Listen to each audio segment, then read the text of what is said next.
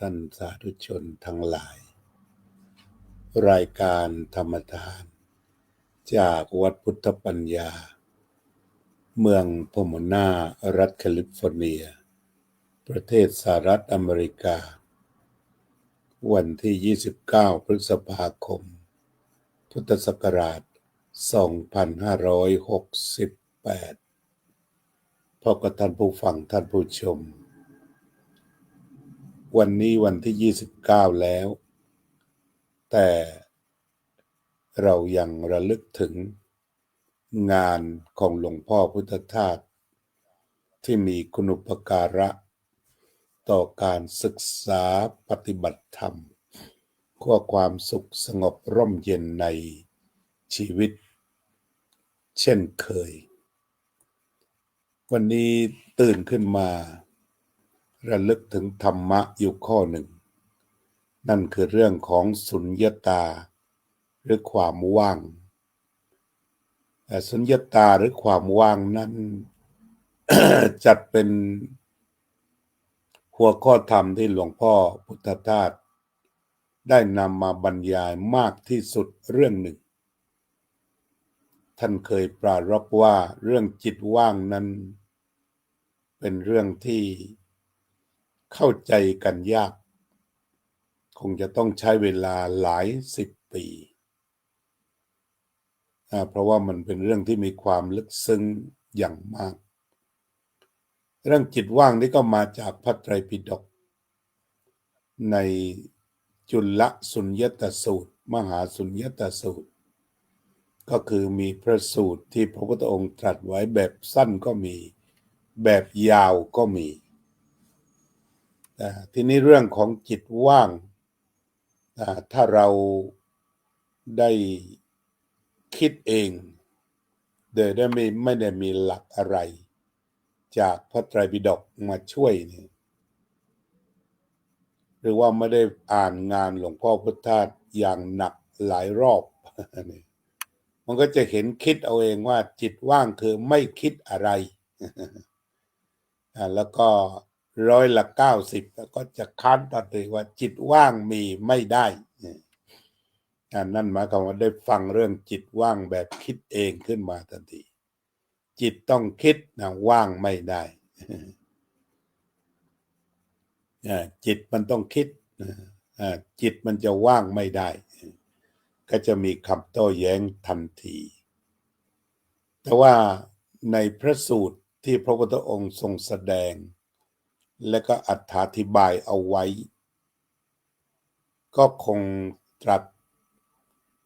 ว่าเมื่อจิตคิดอย่างหนึ่งก็จะไม่คิดอย่างหนึ่ง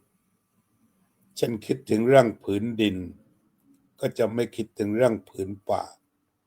เมื่อคิดถึงผืนป่าก็ไม่คิดถึงทะเลอย่างนี้เป็นต้นก็เข้าใจได้ว่า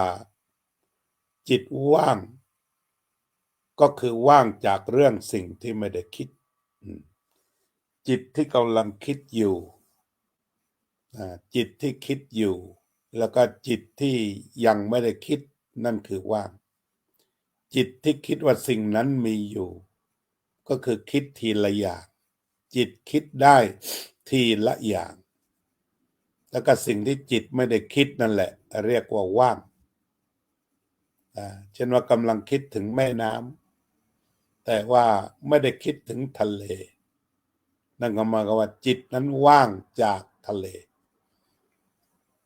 อุปมาในพระไตรปิฎกที่ชี้ชัดก็คือว่ามีพระภิกษุ500 รูปอยู่บน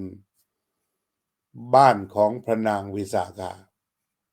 อยู่บนบ้านที่พระนางวิสาขาถวายให้อยู่ขณะเดียวกันพระองค์ก็ชื่อว่านี่เป็นบ้านที่มีพระอยู่แต่ไม่มีวัวคือหมายความว่ามีอยู่แต่ว่าสิ่งที่ยังไม่ปรากฏนั้นก็คือว่างเมื่อจิตมีสติสัมปชัญญะก็ว่างจากโลภะโทสะโมหะถ้าจิตเมื่อจิตมีสติสัมปชัญญะก็ว่างจากโลภะโทสะโมหะ เมื่อจิตคิดถึงพุทโธมันก็จะว่างจากโลภะโทสะโมหะขณะเดียวกันถ้าว่าถูกโลภะโทสะโมหะเข้ามายึดถือสติสัมปชัญญะก็ว่างไป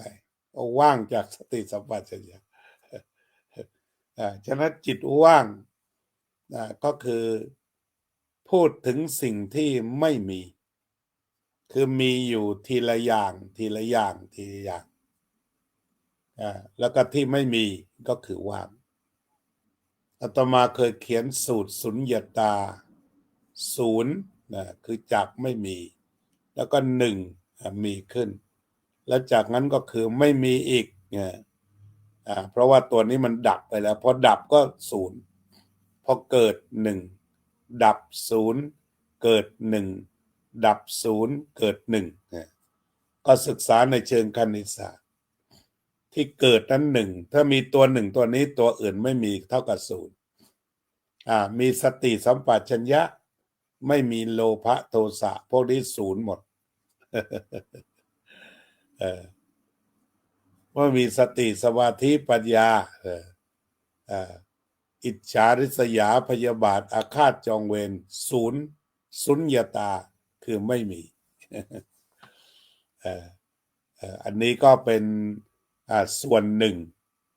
ในเรื่องของหลักธรรมที่หลวงพ่อพุทธทาสท่านนำมาศึกษามากที่สุดบรรยายมากที่สุดเป็นเล่มใหญ่ๆขนาดใหญ่นี่ก็มีหรือว่าเป็นเล่มขนาดเล็กก็มีโดยท่านได้อุทิศเวลาพูดเรื่องของจิตว่างนี้อย่างละเอียดแล้วก็ถ้าใครที่ติดตามงานของท่านก็จะมีกลอนคำหนึ่งว่าจงทำงานทุกชนิดด้วยจิตว่างยกผลงานให้ความว่างทุกอย่างสิ้นกินอาหารด้วยความว่างอย่างพระกินตายเสร็จสิ้นแล้วในตัวแต่หัวทีฉะนั้นเข้าใจกันง่ายๆว่าจิตว่างก็คือหมายความว่าสิ่งนั้นมันไม่มีแม้ว่ามีอยู่สิ่งหนึ่งแต่ว่างจากสิ่งอื่นเหมือนอุปมาในพระไตรปิฎกมีพระอยู่วัวไม่มีนั่นหมายความว่ามีพระแต่ว่าว่างจากวัวเหมือนยานพาหนะญาติโยมในโรงรถนี้มีรถยนต์แต่ว่างจากรถจักรยานก็คือกล่าวถึงสิ่งที่ไม่มีว่างก็คือสิ่งที่มันไม่มีทีนี้ถ้าพูดถึงเรื่องจิตว่างจงทำงานทุกชนิดด้วยจิตว่างก็คือเต็มไปด้วยสติสมาธิปัญญาแล้วก็ทำงานยังไงทำงานด้วยจิตว่างก็ทำด้วยหนึ่งฉันทะมีความพอใจในการทำงานสองวิริยะมีความภาคเพียรสามจิตตะเอาใจใส่สี่วิมังสาไตรตรองทีนี้ว่างจากไหนว่างจากความเบื่อหน่ายว่างจากความขี้เกียจว่างจากความท้อแท้ว่างจากความซึมเศร้าอันนี้คือมันว่างแต่มันเต็มไปด้วยฉันทะความรักงานวิริยะขยันจิตตะเอาใจฝักใฝ่วิมังสาไตรตรองมันเต็มด้วยสิ่งเหล่านี้ฉะนั้นความเต็มก็คือเต็มด้วยสิ่งหนึ่งขณะเดียวกันมันก็ว่างจากสิ่งหนึ่งเมื่อมีฉันทะคือมีความพอใจในการทำงานก็จะว่างจากความเบื่อหน่ายในการทำงานมันจะมีฉันทะเต็มเลยเนี่ยแต่มันว่างจากอะไรเมื่อมีฉันทะมันก็ว่างจากความเบื่อหน่ายซึ่งมันเต็มไปด้วยความรักงานวิริยะมีความเพียรเมื่อมีความเพียรเต็มเหนี่ยวก็ว่างจากความขี้เกียจทั้งปวง นั่นคือปรารภความเพียรและจิตว่างจากความขี้เกียจทำจิตให้มันว่างไปจากความขี้เกียจแต่ว่าให้มันเต็มไปด้วยความภาคเพียรจิตตะการเอาใจใส่การมีจิตที่มุ่งมั่นเป็นหนึ่งเดียวเมื่อมีจิตที่เอาใจใส่มันก็ว่างจากความฟุ้งซ่านความเหยาะแยะมันว่างไปหมดแต่มันจะเต็มไปด้วยการเอาใจใส่วิมังสาไตรตรองมนสิการก็จะมีอยู่แต่ขณะเดียวกันมันจะว่างไปจากความสับเพร่านั้นจิตว่างจงทำงานทุกชนิดด้วยจิตว่างยกผลงานในความว่างทุกอย่างสิ้นนั่นหมายว่าเวลาทำงานนั้นมุ่งอยู่แต่ฉันทะวิริยะจิตตะวิมังสาทำงานเต็มร้อยแต่ว่าว่างจากตัวกูว่างจากของกูว่างจากความคิดไปสู่ลาภยศสรรเสริญสุขทำงานก็ว่างจากความคิดเรื่องรวยแต่ว่างานให้อยู่ที่งานนี่ท่านเขียนว่าการทำงานคือการปฏิบัติธรรมก็คือหมายความว่าเอาฉันทะวิริยะจิตตะวิมังสาเนี่ยในทุกงานไม่ว่าจะเป็นงานทำครัวทำอาหารงานหั่นผักงานปรุงอาหารงานตักอาหารงานรับประทานอาหารล้างจานเช็ดจานเก็บจานพวกนี้ก็ต้องทำด้วยฉันทะวิริยะจิตตะวิมังสาว่างจากอาการหงุดหงิดอึดอัดขัดเคืองแต่เต็มไปด้วยความสะอาดสว่างสงบอันนี้เรียกว่าการทำงานคือการประพฤติธรรมหรือทำงานด้วยจิตว่างจากความขี้เกียจว่างจากความท้อแท้ว่างจากความซึมเศร้าสังเบื่อหน่าย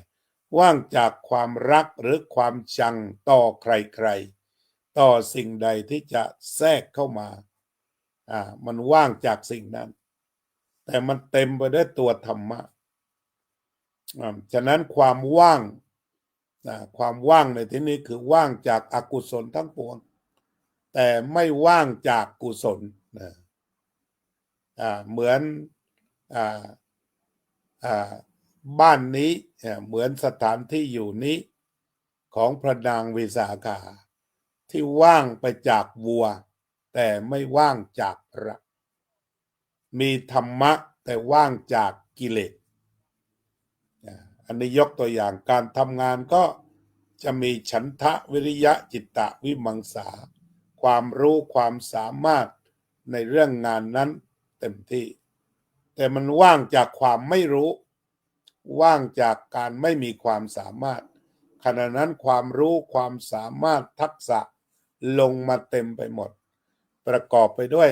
ฉันทะวิริยะจิตตะวิมังสาจงทำงานทุกชนิดด้วยจิตว่างจากการสำคัญงั่นหงายว่าผลงานนี้เป็นของกูหรือว่าทำงานเสร็จแล้วก็ว่างจากความคาดหวังว่ากูจะต้องได้เท่านั้นเท่านี้เพราะงานนี้ทำให้กูเป็นนั่นเป็นนี่นี่ไม่ว่างแต่ถ้าว่างคืองานจบแล้วก็คือจบเลยวางเลยแล้วก็มันจะมีเท่าไหร่ก็ยกผลงานเพื่องานที่เราทำงานเพื่องานคือว่างจากความหมายแห่งความเป็นตัวตนว่างจากจิตที่ยึดมั่นถือมั่นว่าผลงานนั้นเป็นของกูแล้วก็ตัวกูก็จะต้องได้สิ่งนั้นถ้ากูไม่ได้สิ่งนั้นไม่ได้ไม่ยอมอันนี้เรียกว่าจิตไม่ว่างและตามมาด้วยอะไรตามมาด้วยทุกข์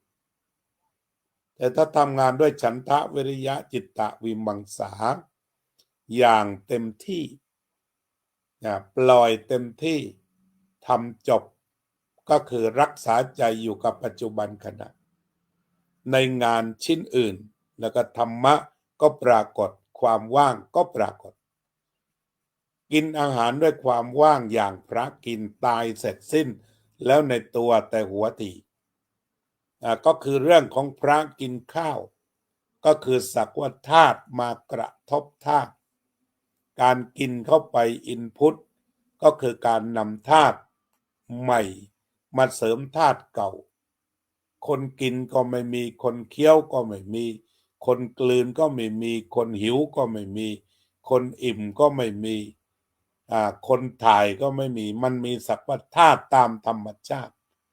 ที่กำลังไหลไปตามกฎอนิจจังทุกขังอนัตตาคนกินก็ไม่มีผู้ถูกกินก็ไม่มีสิ่งที่กินก็ไม่มีแต่มันเป็นธาตุรวมกันที่สมมุติแล้วก็ไหลเรื่อยไปที่หลวงพ่อพุทธาใช้คำว่าไหลเรื่อยอันรวมถึงอนิจจังทุกขังอนัตตาจงทำงานทุกชนิดโดยจิตว่างยกผลงานในความว่างทุกอย่างสิ้นกินอาหารด้วยความว่างอย่างพระกินตายเสร็จสิ้นแล้วในตัวแต่หัวทีถ้าถามว่าถ้าจิตว่างจะทำงานได้ไหมจะทำงานได้เต็มร้อยเพราะมันไม่มีสิ่งอื่นเข้ามาแทรกมันว่างจากการแทรกแซงว่างจากสิ่งที่รบกวนผลงานก็จะออกมาเต็มที่เรียกภาษาเราว่าไม่วอกแวกเต็มออกเต็มใจทีนี้ผลงานออกมาอย่างไรก็ว่างจากไปมั่นไปหมายไปเสียออกเสียใจเสร็จแล้วจบแล้วจบเลยก็ยกผลงานให้ความว่างไปยกผลงานให้ความว่างคือว่าไม่ไปอ้างอิงหรือว่าไม่ไปล้ำเลิกบุญคุณว่าเป็นอย่างนั้นอย่างนี้ทำแล้วก็แล้วไปเป้าหมายคือไม่ทุกข์ตายเสร็จสิ้นแล้วในตัวแต่หัวทีหมายความว่ากิเลสก็ตายตั้งแต่ต้นเพราะมันไม่เกิดมันก็ตายพอกิเลสไม่รบกวนก็มีแต่ธรรมะสว่างไสวในใจสั่งการให้กายทำงานไปตามธรรมก็จะมีทั้งประสิทธิภาพประสิทธิผลถูกต้องและดีงามวันนี้พอดีจะมีธุระข้างนอกนิดนึงแล้วก็มีเวลาก็เอาเรื่องนี้มาคุยแบบสั้นๆกระชับกระทัดรัดหากมีสิ่งใดยังข้องใจอยากต้องการให้ชัดมากกว่านี้ก็มีโอกาสคอมเมนต์ถามฝากไว้แล้ววันต่อไปเราจะมาคุยกันอีกมีในประสูติจบงานนี้เราก็เข้าพระไตรปิฎกศึกษาต่อไปโยมพรทิพย์กัญญาภิพัฒน์โยมสุนิตวงศ์สุเทพโยมหญิงคณิตโยมโซเฟียสุภาพรโยมเข็นธนา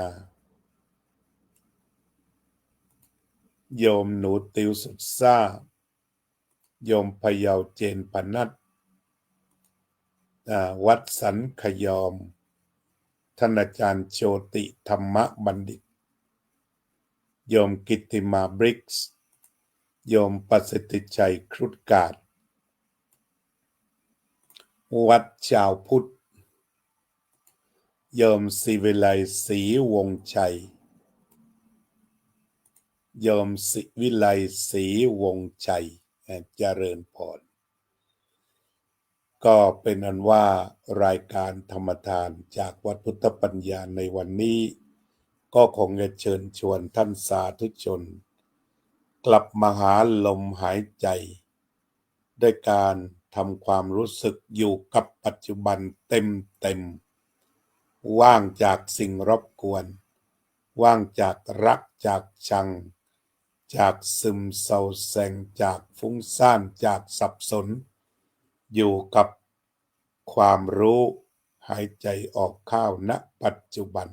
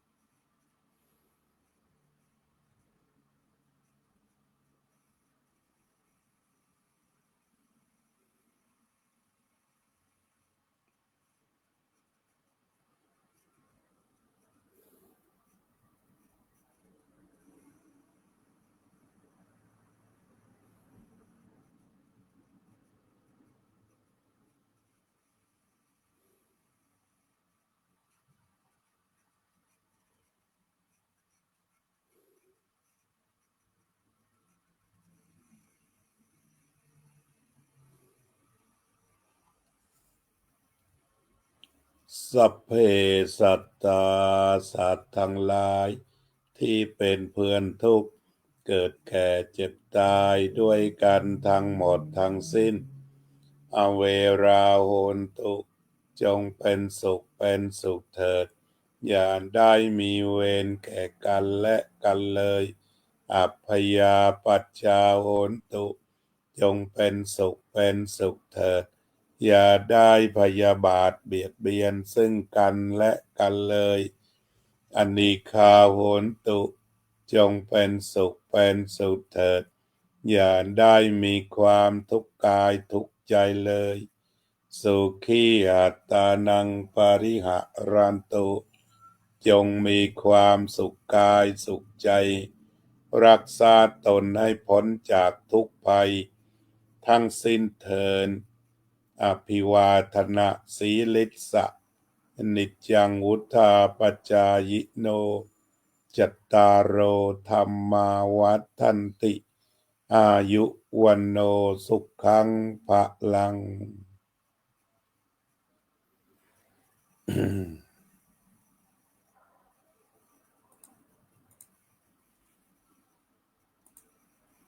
ขอบคุณครับท่านอาจารย์สาธิตรายการธรรมทานจากวัดพุทธปัญญาวันนี้ก็คงจะอำลาท่านสาธุชนเพียงแค่นี้พบกันในวันพรุ่งนี้ขอความสุขสงบเย็นเป็นประโยชน์จงมีแก่ท่านสาธุชนทุกท่านเถิด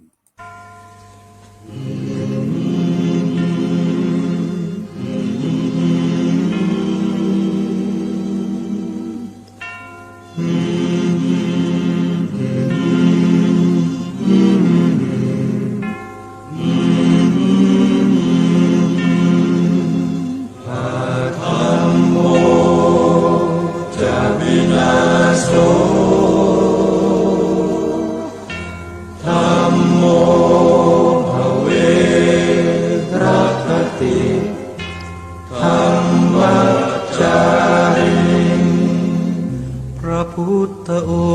งค์ท่านทรงตรัสรู้เป็นสัพพัญญูตรัสสอนความจริงว่าธรรมะย่อมชนะทุกสิ่งเป็นที่พึงพิงแก่ผู้ประพฤติชอบธรรมธัมโมจะวินาโสธัมโมภเวรัคติธัมมัจจาริงอำนาจใดๆก็ตามย่อมถึงความพินาศถ้าขาดธรรมะประจำไม่มีใครอยู่ข้ามฟ้าเราต่างเกิดมาใช้กันจงอยู่ในศีลในธรรมคิดทำแต่กรรมที่ดีธัมโมจะวินาโส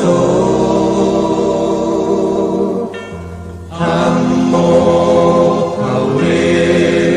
รัคติธัมมัจจาริธรรมส่องสว่างสู่ทางสุขสี